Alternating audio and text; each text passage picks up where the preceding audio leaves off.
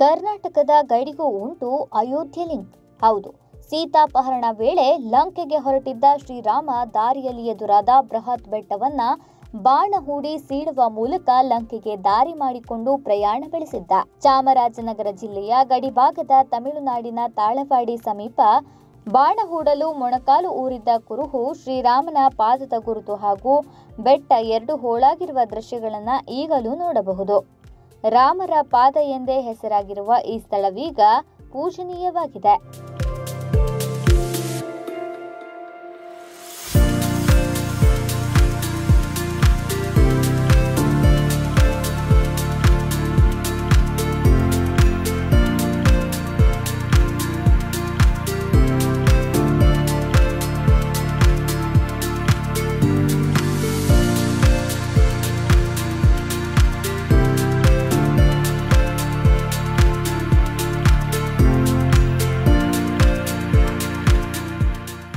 ಚಾಮರಾಜನಗರ ಜಿಲ್ಲೆಯ ಗಡಿಭಾಗ ತಮಿಳುನಾಡಿನ ತಾಳವಾಡಿ ಬಳಿಯ ದೊಡ್ಡಪುರ ಗ್ರಾಮದಲ್ಲಿ ರಾಮನ ಪಾದ ಎಂಬ ಸ್ಥಳವಿದೆ.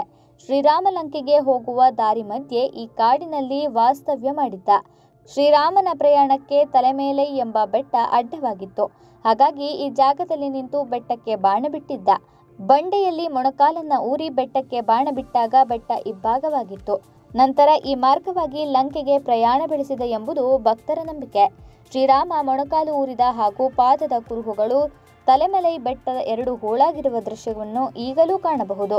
ಬಂಡೆಯಲ್ಲಿ ಕುಳಿ ಹಾಗೂ ಪಾದದ ಗುರುತು ಇದ್ದು ರಾಮ ಮೊಣಕಾಲು ಊರಿದಾಗ ಮೂಡಿದ ಗುರುತು ಅದು ಎಂಬುದು ಸ್ಥಳೀಯರ ನಂಬಿಕೆ. ಈ ಪಾದಕ್ಕೆ ಪ್ರತಿದಿನ ಪೂಜೆ ಸಲ್ಲುತ್ತದೆ. ಇಲ್ಲೀಗ ಶ್ರೀರಾಮನ ದೇವಸ್ಥಾನವಿದೆ. ಪ್ರತಿ ಶನಿವಾರ ಹಾಗೂ ಶ್ರಾವಣ ಮಾಸದಲ್ಲಿ ಹೆಚ್ಚಿನ ಸಂಖ್ಯೆಯಲ್ಲಿ ಭಕ್ತರು ಇಲ್ಲಿಗೆ ಭೇಟಿ ನೀಡ್ತಾರೆ. ಸುಮಾರು ಒಂದು 2-3 ತಲೆಗಟ್ಟೆ ನಾವೇ ಪೂಜೆ ಮಾಡ್ತಾ ಇರೋದು ಪರಂಪರೆಗೆ ಬರ್ತಾ. ಯಾವುದನ್ನೇ ಇದು ಬಂದು ಅವರು ಬಾಣ ಬಿಟ್ಟಿದ್ದ ಜಾಗ. ಅವರು ಮಂಡಿ ಊರಿ ಬಾಣ ಬಿಟ್ಟು ಆ ಬೆಟ್ಟ ಮುಂದುಗಡೆ ತಲೆಮಲೆ ಅಂತ ಹೇಳ್ತಾನೆ. ಅದಕ್ಕೆ ಮುಂದುಗಡೆ ಬೆಟ್ಟ ಅದೇನೆ, ಅದೇ ಅಲ್ಲೋಗಿ ನಿಂತದ್ದು. ಆ ಬೆಟ್ಟ ಕತ್ತರಿಸಿ ಅದರಿಂದ ಮುಂದುಗಡೆ ಹೋಗಿ ಇರುಂಬರೆ, ಆ ಊರ ಹೆಸರೇ ಇರುಂಪಾರೆ. ಈ ತಮಿಳು ಬಂದು ಇರುಂಬರೆ ಅಂದರೆ ಇರು ಅರೆ ಹಾಗಂತ ಅರ್ಥ. ಆ ಅರೆ ಹೋಗಿ ಅಲ್ಲಿ ನಿಂತದ್ದು ಅಂತ ಒಂದು ಇದು. ಅದು ಆ ಬೆಟ್ಟ ಬಂದು ಈ ಗ್ಯಾಪ್ಗೂ ಆ ಬೆಟ್ಟಗೂ ಒಂದೇ ಸ್ಟ್ರೈಟಾಗೇ ಇರೋದು. ರಾಮಪಾದ ಊರಿದ್ದರಿಂದಲೇ ಇದಕ್ಕೆ ರಾಮಪಾದ ಅಂತ ಹೆಸರು ಬಂದಿದೆ. ಇಲ್ಲಿಗೆ ಬಂದು ಮಕ್ಕಳಾಗದಿದ್ದವರು, ಮದುವೆ ಆಗದಿದ್ದವರು, ಹೀಗೆ ಯಾವುದೇ ಹರಕೆ ಹೊತ್ತರೂ ಈಡೇರುತ್ತದೆ ಎಂಬುದು ಭಕ್ತರ ನಂಬಿಕೆಯಾಗಿದೆ. ಹೂವಿನ ಪ್ರಸಾದ ಕೇಳುವ ಪದ್ಧತಿ ಇದ್ದು ಹೂ ಬಲಕ್ಕೆ ಬಿದ್ದರೆ ತಕ್ಷಣ ಹರಕೆ ಈಡೇರುತ್ತದೆ, ಎಡಕ್ಕೆ ಬಿದ್ದರೆ ತಡವಾಗುತ್ತದೆ ಎಂಬುದು ಭಕ್ತರ ನಂಬಿಕೆಯಾಗಿದೆ. ಅದೇ ನೀರು ಯಾವುದೋ ಒಂದು ಒಳ್ಳೆ ಕಾರ್ಯ, ಒಂದು ಮದುವೆ ಆಗಬೇಕು, ಯಾವುದೋ ಒಂದು ಒಳ್ಳೆ ಕಾರ್ಯ ಆಯ್ತು ಅಂದರೆ ಆಯ್ತದ, ಮಕ್ಕಳಾಗಬೇಕು, ಯಾವುದೋ ಒಂದು ಒಳ್ಳೆ ಕಾರ್ಯ ಆಯ್ತದೆ ಅಂದರೆ ಬಲಗಡೆ ಕೊಡುತ್ತೆ, ಇಲ್ಲ ಲೇಟ್ ಆಯ್ತು ಇದಾಗೋದಿಲ್ಲ ಅಂದರೆ ಎಡಗಡೆ ಕೊಡುತ್ತೆ. ಆ ಥರ ಇದು ಮಾಡುತ್ತೆ. ಇದು ಪೂಜೆ ಶನಿವಾರ, ವೀಕ್ಲಿ ಒಂದು ದಿನ ಮಾತ್ರ ಶನಿವಾರ. ಅದು ವಿಶೇಷ ದಿನ ಅಮಾವಾಸ್ಯೆ, ಪುರಟಾಸಿ ಇಂಥ ಒಳ್ಳೆಯ ದಿನಗಳಲ್ಲಿ ಪೂಜೆ, ಅನ್ನದಾನಗಳು ಮಾಡ್ತೀವಿ. ಮರ್ಯಾದಾ ಪುರುಷೋತ್ತಮ ಶ್ರೀರಾಮಚಂದ್ರನ ಪಾದ ಈ ನೆಲವನ್ನ ಸ್ಪರ್ಶಿಸಿದೆ.